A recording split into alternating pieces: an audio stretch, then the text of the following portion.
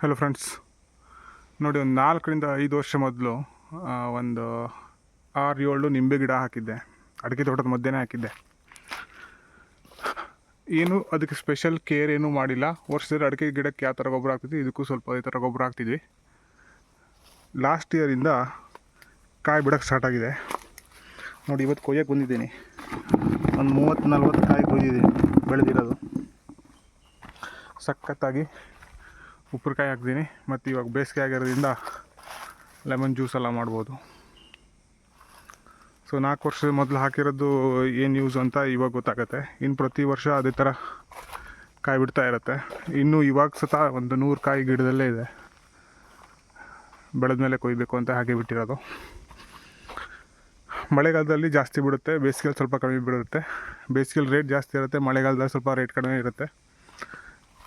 ನಾವೇನು ಸೇಲ್ ಮಾಡಲ್ಲ, ಬಟ್ ಮನೆಗೆ ಯೂಸ್ ಆಗಲಿ ಅಂತ ಹಾಕಿದ್ದು.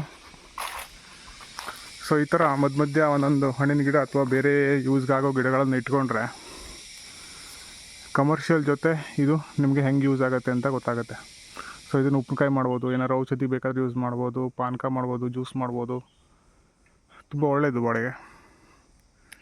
ಸೊ ಈ ಥರ ಇಟ್ಕೊಬೇಕು ಏನಾದರೂ. ಇವಾಗ ನೋಡಿ ಎಷ್ಟು ಕಾಯಿದೆ ಅಂತ.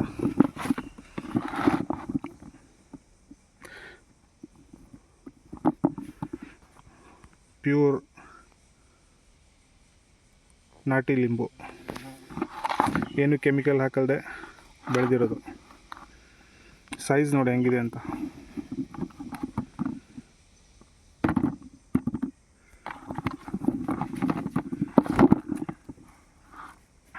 ಓಕೆ, ಸೊ ನೀವು ಇದೇ ಥರ ಏನಾದರೂ ಅಡಿಕೆ ತೋಟದ ಮಧ್ಯೆ ನಿಂಬು ಹಾಕಬೇಕಂತ ಇದ್ದರೆ ಹಾಕ್ಬೋದು.